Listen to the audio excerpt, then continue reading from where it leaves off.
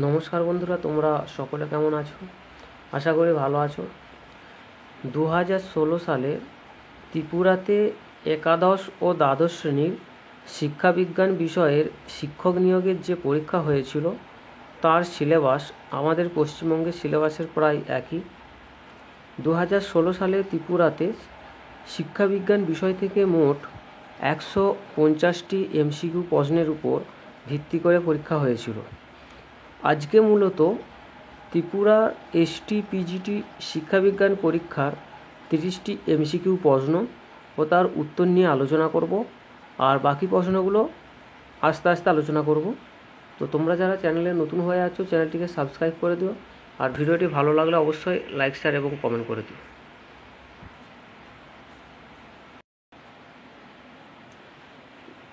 দেখো, প্রথম যে প্রশ্নটা আছে 1 নম্বরের, যে ল্যাটিন শব্দ এডুকেটাম এর অর্থ কী?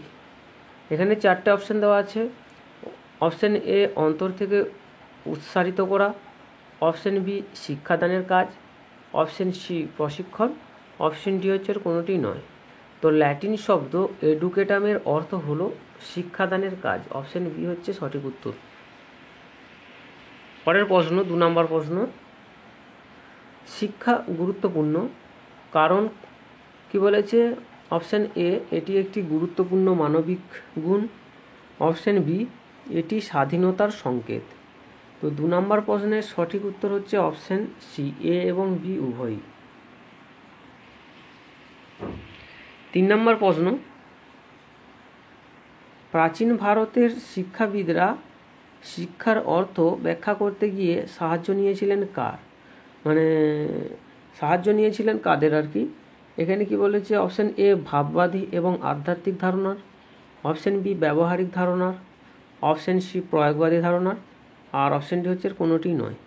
তো ভারতের প্রাচীন শিক্ষাবিদেরা শিক্ষার অর্থ ব্যাখ্যা করতে গিয়ে সাহায্য নিয়েছিলেন ভাববাদী এবং আধ্যাত্মিক ধারণার।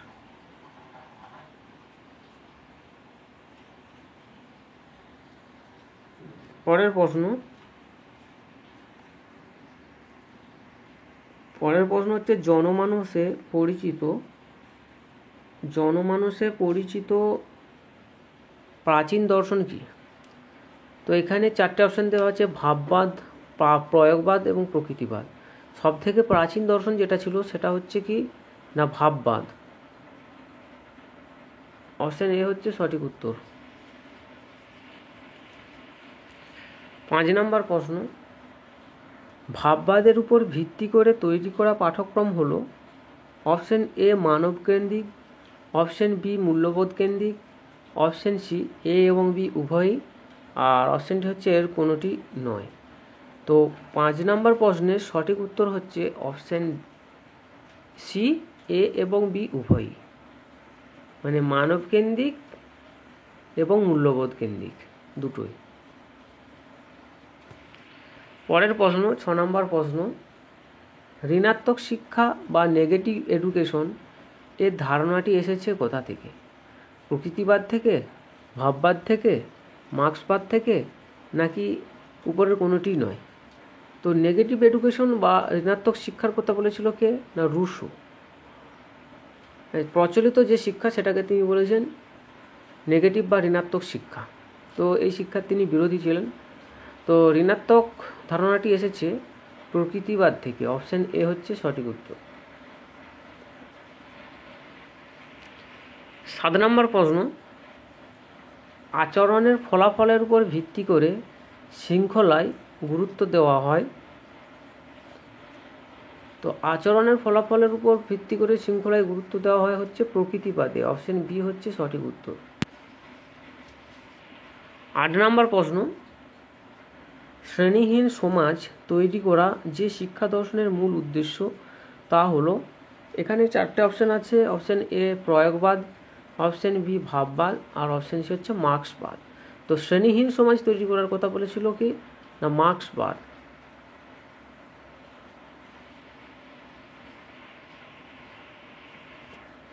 9 নম্বর প্রশ্ন, প্রয়োগবাদের মতে মূল্যবোধ হলো অপশান এ সময়, স্থান এবং অবস্থার উপর নির্ভরশীল, অপশান বি স্থায়ী, অপশন সি বিশ্বব্যাপী একই রকম, আর অপশন ডি হচ্ছে কোনোটি নয়। তো প্রয়োগবাদের মতে মূল্যবোধ হলো সময়, স্থান এবং অবস্থার উপর নির্ভরশীল। 10 নম্বর প্রশ্ন, প্রয়োগবাদী দার্শনিকেরা শিক্ষার পদ্ধতি হিসাবে গ্রহণ করেছিলেন কি? অপশন এ হচ্ছে বক্তৃতা পদ্ধতি, অপশন বি প্রতিপাদন পদ্ধতি, আর অপশন সি হচ্ছে কি না প্রকল্প পদ্ধতি। তো বক্তৃতাদান পদ্ধতি বলেছিল ভাববাদীরা, ঠিক আছে। তো প্রয়োগবাদী দার্শনিকরা বলেছিল কি না প্রকল্প পদ্ধতি বা আবিষ্কার পদ্ধতির উপর গুরুত্ব দিয়েছিল।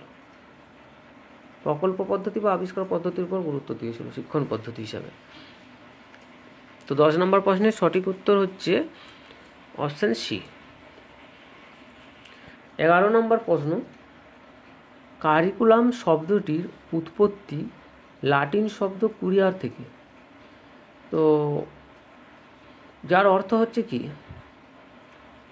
তো কুরিয়ার শব্দের অর্থ হলো দৌড়ের পথ। এখানে কি কি অপশানগুলো দিয়েছে দেখি। এখানে অপশান এ দিয়েছে পত্র, অপশান বি পরিবহন, অপশান সি শিখন অভিজ্ঞতা, অপশান ডি হচ্ছে কোনোটি নয়। তো কুরিয়ার শব্দের অর্থ হলো দৌড়ের পথ, তো এখানে অপশানের মধ্যে নেই, তাহলে এটার সঠিক উত্তর হবে অপশান ডি, উপরের কোনোটি নয়। 12 নম্বর প্রশ্ন, পাঠ্যক্রম প্রণয়নে ব্যক্তি স্বাতন্ত্র্যের নীতি হলো অপশান এ ছাত্রের ক্ষমতা এবং আগ্রহের উপর গুরুত্ব আরোপ করা, অপশান বি সমাজের আগ্রহের উপর গুরুত্ব আরোপ করা, আর অপশান সি হচ্ছে সমাজ এবং ব্যক্তি উভয়কেই গুরুত্ব দেওয়া। এখানে কি বলেছে, যা ব্যক্তি স্বাতন্ত্র্যের নীতি, ব্যক্তি স্বাতন্ত্র্যের নীতি মানে ব্যক্তির উপর যেটা গুরুত্ব দেবে, তাহলে এখানে হচ্ছে কি অপশান এ ছাত্রের ক্ষমতা এবং আগ্রহের উপর গুরুত্ব আরোপ করা।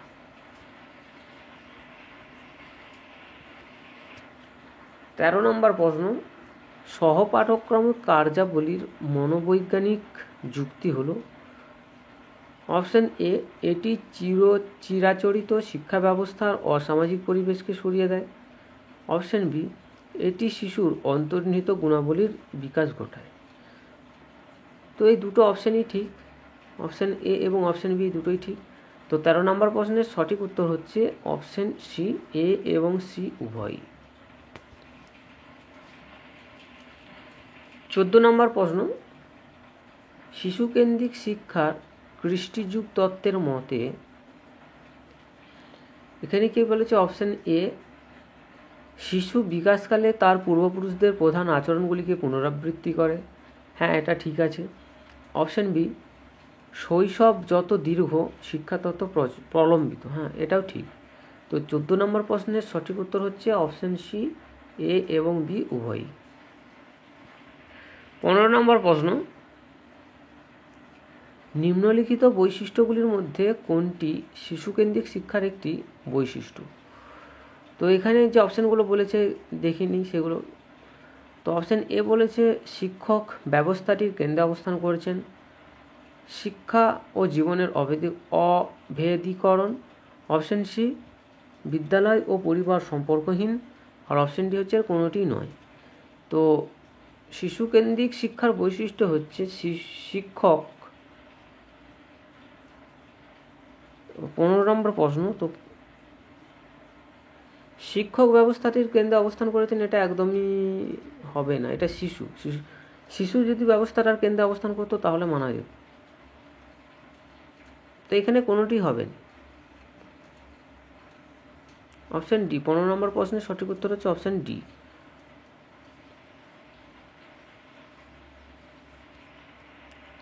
16 নম্বর প্রশ্ন,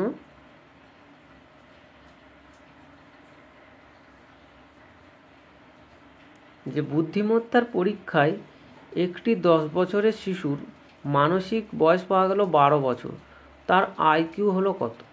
তো আইকিউ বার করার সূত্র কি না MA/CA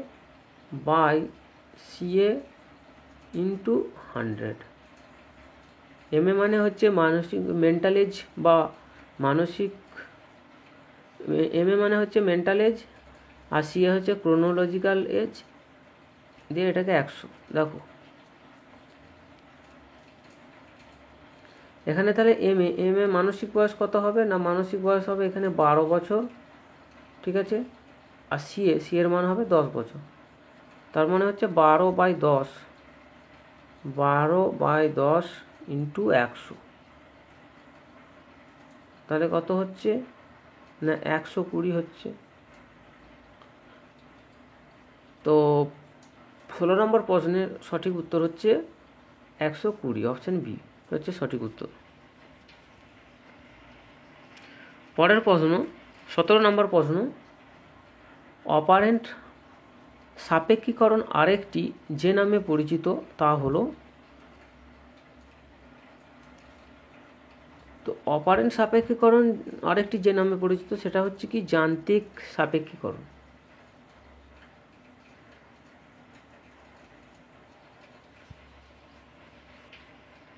আঠেরো নম্বর প্রশ্ন, ব্যক্তিত্ববাদী দার্শনিক হিসাবে সুপরিচিত ব্যক্তিত্বটি হল স্পিয়ারম্যান, জি.কিউ. আলপোর্ট, ফ্রয়েড আর এদের কেউ নয়। তো ব্যক্তিত্ববাদী দার্শনিক হিসেবে সুপরিচিত যেটা সেটা হচ্ছে কি জি.কিউ. আলপোর্ট, আলপোর্টের ব্যক্তিত্বের তত্ত্ব। 19 নম্বর প্রশ্ন, সাধারণ মনোবিজ্ঞান এবং শিক্ষা মনোবিজ্ঞান একে অপর থেকে আলাদা। তো শিক্ষা মনোবিজ্ঞান কি করছে, এখানে অপশান দেওয়া আছে যে শিক্ষা মনোবিজ্ঞান, অপশান এ শিশুদের সাথে সম্পর্কিত, প্রাপ্তবয়স্কদের নিয়ে কোনো আলোচনা নেই, শিখনের বিভিন্ন দিক নিয়ে আলোচনা করে। অপশান সি হচ্ছে শুধুমাত্র তত্ত্বগত দিক নিয়ে আলোচনা করা হয়, তত্ত্ব নিয়ে নয়। আর অপশান ডি হচ্ছে কোনোটি নয়। তো শিক্ষা মনোবিজ্ঞান কী করে না শিখনের বিভিন্ন দিক নিয়ে আলোচনা করা হয়, অপশান বি হচ্ছে সঠিক উত্তর। 20 নম্বর প্রশ্ন, শিক্ষা মনোবিজ্ঞানের কর্মসূচিতে অন্তর্ভুক্ত হয়েছে অপশান এ শিক্ষণ ও শিখন সম্পর্কিত বিষয়গুলি, অপশান বি মানুষের প্রেরণা ও শিখন সম্পর্কিত বিশদ বিষয়গুলি। না, এই দুটো হবে না, অপশান এও হবে না, অপশান বিও হবে। আর এখানে অপশান সি কী বলেছে, শিক্ষা প্রক্রিয়া সংক্রান্ত বিশেষ বিষয়গুলি, এটা হবে যে শিক্ষা মনোবিজ্ঞানের বিষয়সূচিতে অন্তর্ভুক্ত হয়েছে শিক্ষা প্রক্রিয়া সংক্রান্ত বিষয়গুলি। 20 নম্বর প্রশ্নের সঠিক উত্তর হচ্ছে অপশান সি। 21 নম্বর প্রশ্ন, শারীরিক, মানসিক এবং ব্যক্তিত্ব বিকাশের মূল ভিত্তি তৈরি হয় কোথায়? তো শারীরিক, মানসিক এবং ব্যক্তিত্ব বিকাশের মূল ভিত্তি তৈরি হয় বলেছে, ঠিক আছে। তো মূল ভিত্তি তৈরি হয় কৈশোরে, পরিণতি পায় হচ্ছে যৌবনে, ঠিক আছে। 22 নম্বর প্রশ্ন, একজন শিক্ষক যদি প্রায়শই ছাত্রদের আবেগপূর্ণ আকস্মিক ব্যবহারের সম্মুখীন হয় তবে অপশান এ কি বলেছে ছাত্রদের দাবির উপযুক্ততা বিচার করে দেখবেন, বি অপশান বি একইভাবে ছাত্রছাত্রীদের উত্তেজনা প্রশমন করতে দিবেন, অপশান সি তাদের মনোভাব শ্রেণীকক্ষের বাইরে প্রকাশের সুযোগ দেবেন। তো 22 নম্বর প্রশ্নের সঠিক উত্তর হচ্ছে অপশান এ ছাত্রদের দাবির উপযুক্ততা বিচার করে দেখবেন।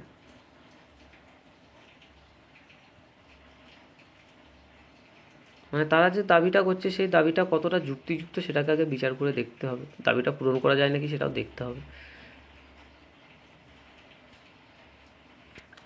23 নম্বর প্রশ্ন, যৌবন প্রাপ্তি ঝড়ঝঞ্ঝার কাল, এই উক্তিটি কার?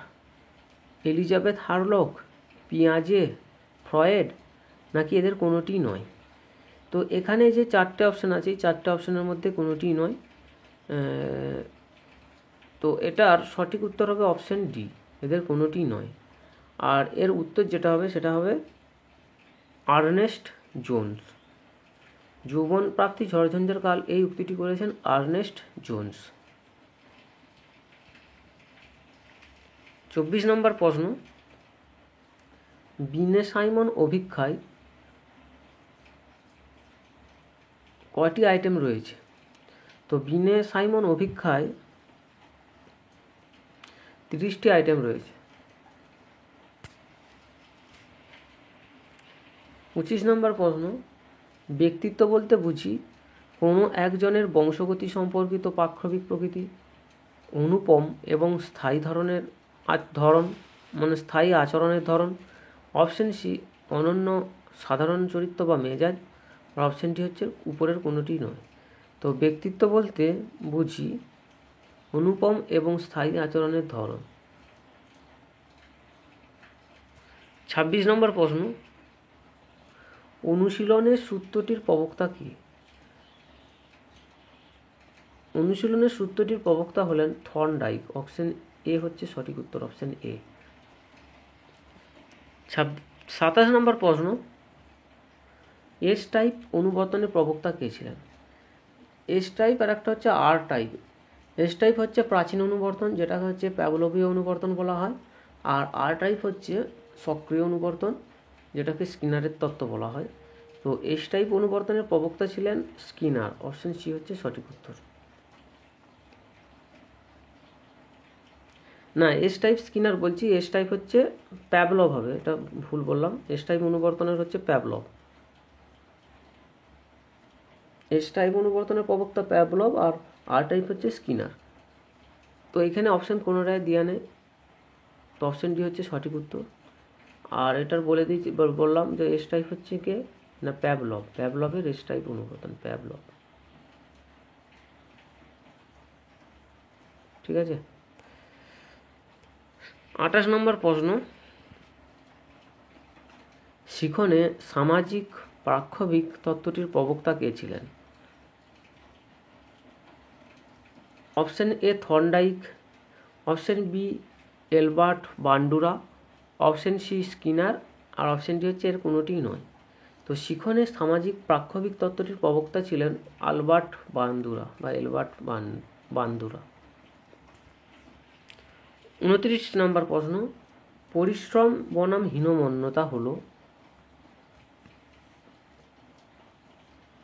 শিখনের সামাজিক জ্ঞানমূলক তত্ত্ব, অপশন বি মনোসামাজিক বিকাশের তত্ত্ব, অপশন সি নৈতিকতা বিকাশের তত্ত্ব, আর অপশন ডি হচ্ছে কোনোটি নয়। তো পরিশ্রম বনাম হীনমন্যতা হলো মনোসামাজিক বিকাশের তত্ত্ব। 30 নম্বর প্রশ্ন এবং আজকের শেষ প্রশ্ন, অপারেন্ট সাপেক্ষীকরণ প্রাণীর আচরণকে দুই ভাগে ভাগ করে, সেগুলি হলো অপারেন্ট সাপেক্ষীকরণ প্রাণীর আচরণকে দুই ভাগে ভাগ করে, সেগুলি হলো প্রতিক্রিয়া আচরণ এবং সক্রিয় আচরণ। অপশন এ হচ্ছে সঠিক উত্তর। তো আজকের মতো এখানেই শেষ করছি। এর যে পরের যে প্রশ্নগুলো চাই সেগুলো এর পরের এপিসোডে আলোচনা করব। তো আজকের মতো এখানেই শেষ করছি। আর এই ভিডিওর মধ্যে যদি কোথাও কোনো ভুল হয়ে থাকে কমেন্ট বক্সে অবশ্যই জানিয়ে দেবে।